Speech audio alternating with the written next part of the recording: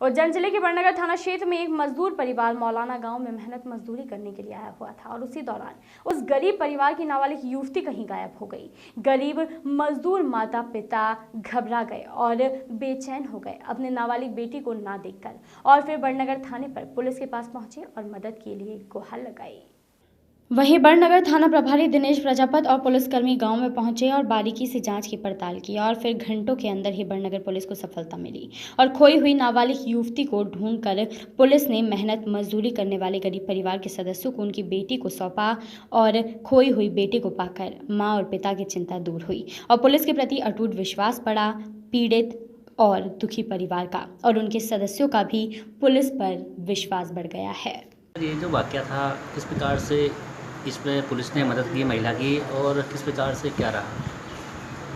14 सितंबर की रात को 1 बजे एक महिला गुड्डी बाई पत्नी शैतान सिंह हिल निवासी मौलाना गांव की, ये आकर हमें बताया कि मेरी लड़की अचानक घर से गोल हो गई, किसी ने अपहरण कर लिया है। घटना चूँकि 14 साल की बच्ची से जुड़ी हुई थी, इसलिए बहुत गंभीरता से लेकर उससे और मेरे द्वारा वरिष्ठ अधिकारियों को अवगत करा के प्राथमिक रूप से जानकारी ली गई।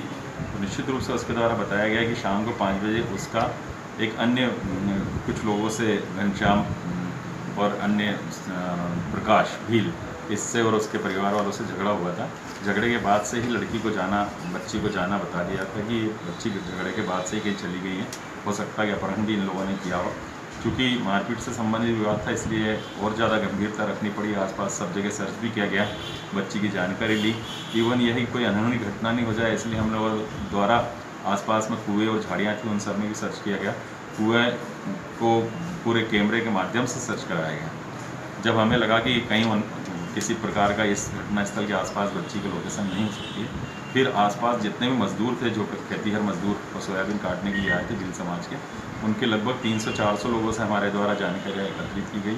फिर महिला के रिश्तेदारों में जानकारी एकत्र करने के बाद लगातार प्रयास के बाद हमें बच्ची दस्तयाब हुई है। Bureau report, voice of rights.